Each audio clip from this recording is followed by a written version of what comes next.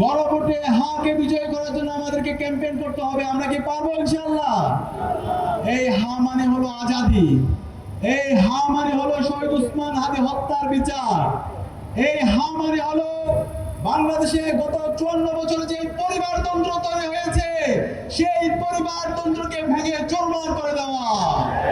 এই হা মানে হলো জনগণের যে প্রকৃত ক্ষমতা সেই ক্ষমতা জনগণের হাতে তুলে দেওয়া। এই হা মানে হলো আমার এই বাংলাদেশের কৃষকের টাকায়, শ্রমিকের টাকায়, রিক্সা চালকের টাকায় আমার যে দেশ চলে তাদের সন্তানকে আগামীর রাষ্ট্রনায়ক বানানোর জন্য ক্ষেত্র তৈরি করা।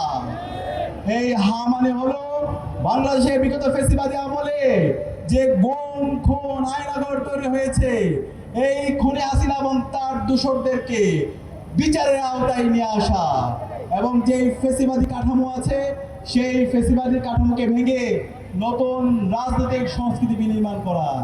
এই গণভোটে হায়ের পক্ষে ইতিমধ্যে বাংলাদেশের সকল ছাত্ররা অবস্থান নিয়ে নিয়েছে, সকল নাগরিকরা অবস্থান নিয়ে নিয়েছে।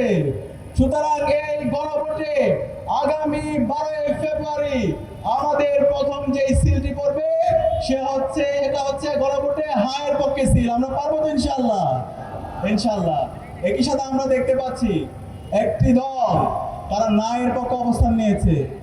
এই না মানে হচ্ছে ভারতের দালালি করা, এই না মানে হচ্ছে দিল্লির যারা দালালরা আছে তাদের পক্ষে অবস্থান নেওয়া, এই না মানে হচ্ছে আবার পিলখানা হত্যাকাণ্ড এই স্বাধীন বাংলাদেশে সম্পন্ন করার জন্য বন্দোবস্ত করা, এই না মানে হলো বিচারিক হত্যাকাণ্ডের মাধ্যমে আবার জাতীয় নেতৃবৃন্দকে শহীদ করা, হত্যা করার পরিকল্পনা করা, এই না মানে হলো আবার বিগত সময়ে যে 3টা নির্বাচন হয়েছে সেই ফ্যাসিবাদী কাঠামোতে আবার নির্বাচন করার বন্দোবস্ত তৈরি করা, এই না মানে হলো আবার আয়নাঘর তৈরি করা, এই না মানে হলো আমাদের ইলিয়াস আলী থেকে শুরু করে ব্যারিস্টার আরমান এবং মাইকেল চাকমাকে যে গুম করা হয়েছে সেই গুমের সংস্কৃতি আবার ফিরিয়ে নিয়ে আসা।